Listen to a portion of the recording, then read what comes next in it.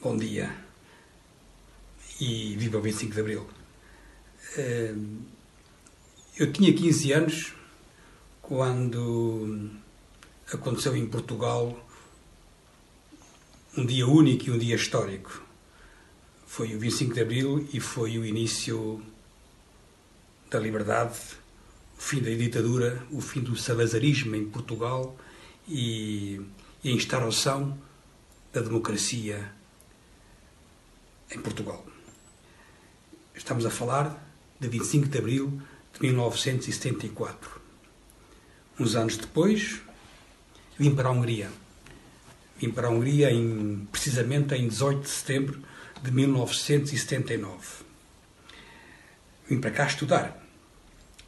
E ainda cá estou. Já não estudo, ou se estudo, estudo e trabalho. Há vários anos, há muitos anos que trabalho no ICEP e agora na ICEP, a Embaixada de Portugal, onde sou delegado do AICEP e conselheiro comercial da Embaixada.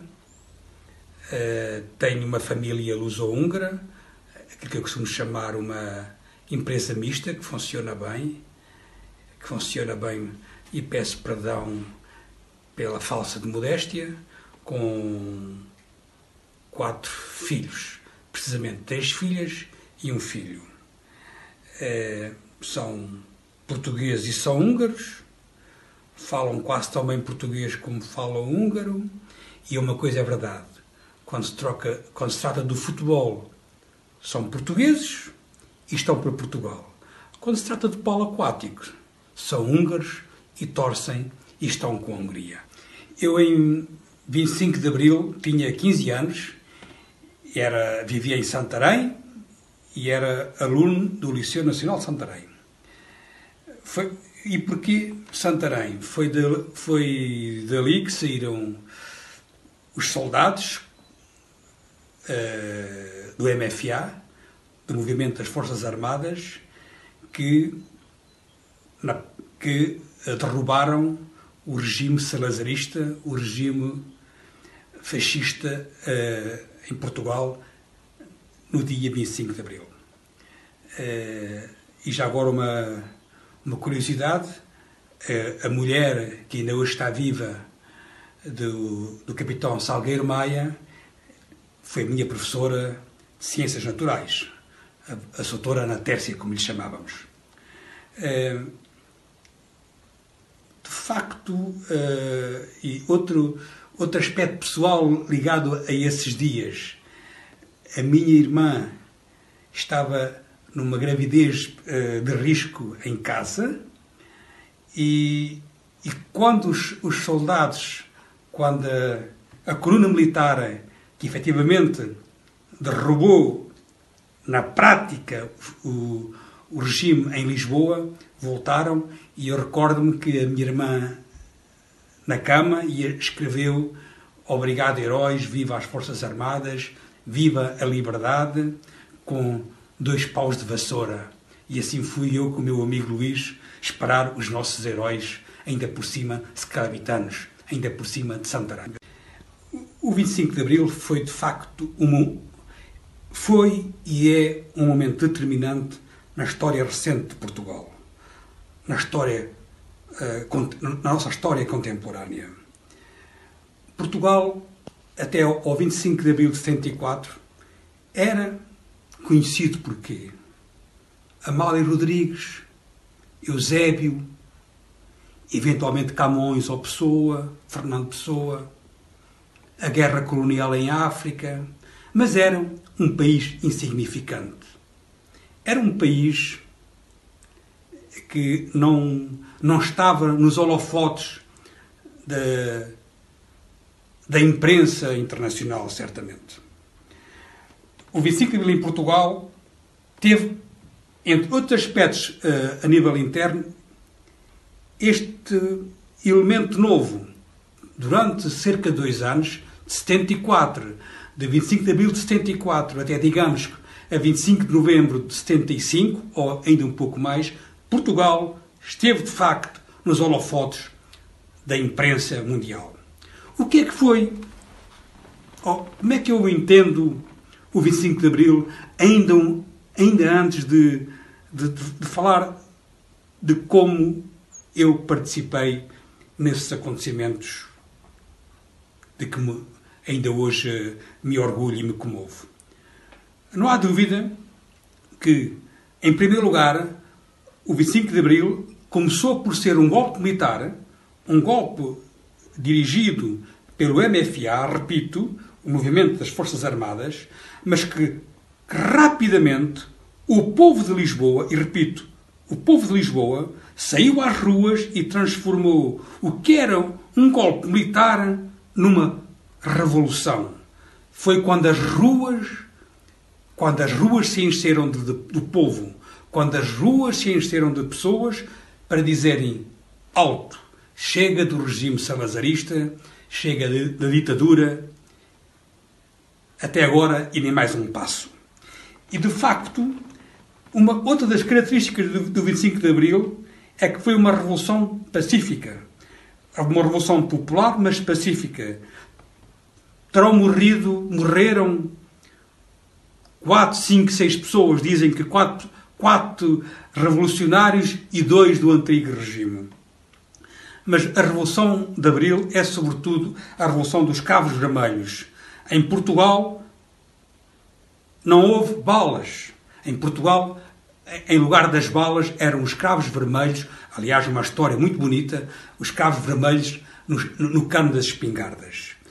E Portugal mudou radicalmente. Em primeiro lugar, havia que acabar, de imediato, com a PIDE. A PIDE era, primeiro, com o regime e com os seus sustentáculos. A PIDE, a polícia política, a censura prévia, o partido único que era chamado União Nacional, e foi o primeiro ataque, o primeiro momento foi acabar com esses sustentáculos do poder salazarista.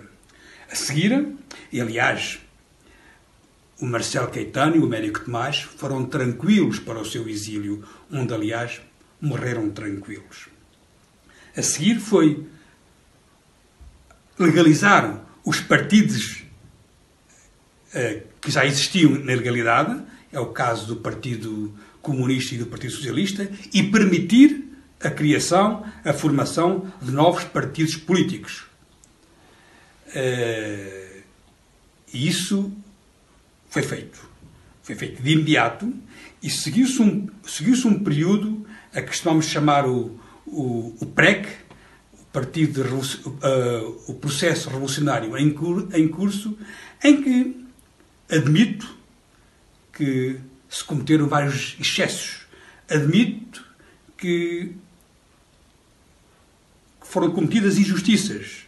Admito que houve pessoas que sofreram injustamente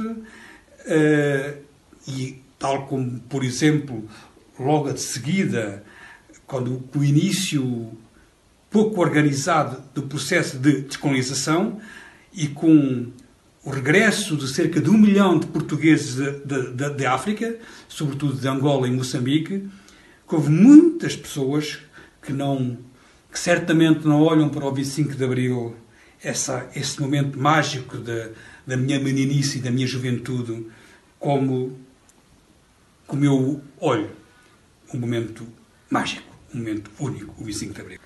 A democracia portuguesa foi fruto, a nossa democracia foi fruto da Revolução. Costumamos brincar, ou a frase não é minha, de que a nossa democracia teve um pai e teve uma mãe revolucionários. E já agora permitem-me, mesmo alterando um bocadinho, mas eu tive o privilégio de observar, assistir, participar na Revolução do 25 de Abril em Portugal em 1974 e tive o privilégio e a muita sorte, de assistir ao 25 de Abril dos húngaros, ao 25 de Abril da Hungria, com a queda da ditadura. E isto permite-me associar a adesão à União Europeia. Outra data muito importante, nós aderimos em 1 de janeiro de 1986, depois de 9 anos de difíceis negociações. E Portugal nunca seria membro da União Europeia se o regime anterior se mantivesse, se a ditadura se mantivesse. Tal como a Hungria, e hoje somos parceiros na mesma União, na mesma família europeia, não seria membro da União Europeia se não tivesse caído a ditadura na Hungria. Portugal mudou muito. Portugal mudou muito e isso fez na saúde. Por exemplo, na saúde. Neste momento em que vivemos em tempo de coronavírus, da nova coronavírus, em tempo de pandemia, em tempos de Covid-19, o SNS, o Serviço Nacional de Saúde, foi uma das maiores conquistas de Portugal. Entrou em vigor, foi constituído em 1979 e, apesar das dificuldades, apesar dos ataques, a prova disso mesmo, neste momento, é a sua importância.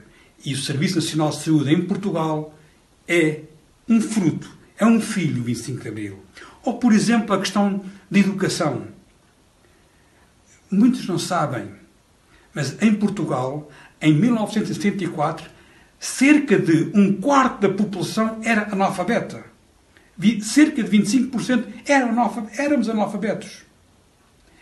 Hoje, ainda assim, bastante elevado, devemos ser 3 ou 4%. Mas há uma coisa que também é muito verdade, é que o avô era analfabeto, o pai acabou o liceu e o neto, o filho acabou o liceu, peço desculpa, repito, o avô era analfabeto, o filho acabou os liceus e o neto teve as possibilidades de fazer doutoramento em Estados Unidos ou no Reino Unido. Esse Portugal é também este Portugal de hoje é, sem dúvida nenhuma, um fruto, um reflexo da luta, um reflexo do combate, do esforço, um reflexo, um resultado do 25 de Abril. Eu, naturalmente, como muitos outros jovens da minha idade, era um jovem revolucionário, era militante da União dos Estudantes Comunistas, era membro do Partido Comunista Português. Assumido, não tenho que estar a reescrever a minha história, nem quando estou a falar para vocês. E tive várias histórias naquele período. Eu recordo-me, por exemplo, no dia 11 de março, que houve uma tentativa de golpe de Estado, liderado pelo general António Spínola, e eu recordo que um jovem com 16 anos andar com uma braçadeira vermelha, juntamente com uns guardas da GNR e com outros camaradas, com outros jovens revolucionários, a revistarmos os carros que saíam e entravam de Santarém, a cidade onde morava. Eu recordo ainda quando, uns tempos depois, penso que em junho de 1975, quando, com os nossos grandes costumes, fugiram da prisão 89 PIDs. Os PIDs eram, portanto, os polícias políticos. A polícia política eram os ADAs de Portugal. E portanto, andámos à procura deles e foi bastante interessante. Ficámos por aqui. Ou recordo-me que uma das vezes estávamos a preparar ocupar uma propriedade importante muito perto de Santarém, uma propriedade que funcionava bastante bem e que estávamos a planear ocupar. Era a altura das ocupações, a que chamamos de ocupações selvagens, em que se ocupavam as terras agrícolas para serem transformadas em cooperativas. Felizmente houve bom senso de um camarada de Alpiarça que disse: não podemos fazer isso. E quero-vos dizer que, muitos anos depois, tornei-me amigo, direi mesmo um grande amigo, do líder dessa empresa. O mundo é pequeno e o mundo é bonito. Como já disse, na Hungria, tive o privilégio na Hungria de assistir à queda de uma outra ditadura. Nem todos têm esse privilégio, durante uma só vida, assistirem, participarem, intervirem na queda de dois regimes. A sorte foi-me simpática. Na Hungria, organizei várias vezes comemorações de 25 de Abril. Por exemplo, recordo-me que um deles foi o 10º aniversário. Já estava na Hungria, estava cá, e, portanto, decidimos organizar um 25 de Abril como deve ser, em que tentávamos explicar o que era Portugal antes, como é que foi a Revolução. Portanto, organizámos nós, com os meus camaradas e os meus colegas, uma pequena peça de teatro, convidámos 2 grupos de amigos latino-americanos, um do Paraguai e outro do Chile, para cantarem e tocarem na nossa festa do 25 de Abril. Recordo que os alunos de português, por acaso eram os alunos da então MKKE, cantaram para nós umas canções em português e em húngaro, e até me recordo que depois ainda fomos para a rua continuar as nossas comemorações e fomos cantando e dançando não só canções revolucionárias, mas também o Malhão Malhão e outras músicas populares. Recordo ainda, e já que estou aqui a falar para o Camões, de que talvez no ano anterior, em 83, não me recordo bem, comemorámos o 25 de Abril com uma excursão, uma viagem de barco até Esztergom, para lá de barco, e para cá viemos de autocarro. Participou, por exemplo, nessa excursão o Ernesto Rodrigues, que era então o leitor de português em Budapeste, e que não vale a pena, não é necessário apresentá-lo, e em que de facto nos divertimos muito. E aliás, nós todos, à volta, vínhamos todos, pelo menos nós, os rapazes, vínhamos todos muito quentinhos, vínhamos todos não só com o coração quente, mas também com a cabeça bastante quente, porque a palinca húngara, que forma também interessante de comemorar o 25 de Abril com palinca húngara. E iria terminar lendo 2 breves poemas que a minha outra alma, o Pedro Assis Coimbra, escreveu relacionado com o 25 de Abril. Do livro As Palavras que Ficaram, de Pedro Assis Coimbra, precisamente o primeiro poema do livro, da parte ou do capítulo no começo das palavras. Palavras em construção, os sonhos de Abril tão próximo, para escrever na areia os novos pensamentos do mar antigo. Na fogueira das palavras, a chama ainda arde, a ilusão. Nas cinzas quentes, raiz da liberdade. Restam as ideias para a combustão. E um outro que se chama Novelo. Querem fazer deste povo um novelo de lã barata. Querem fazer com este país gente que também eu sou, uniformes, batas para criadas, sapatos ao quilo, sopa dos pobres. Quem sonhará outras manhãs no estuário de Chibec deste rio? E para concluir, não poderia acabar sem dizer: Grândola Vila Morena, terra da fraternidade, o povo é quem mais ordena dentro de ti, ó cidade.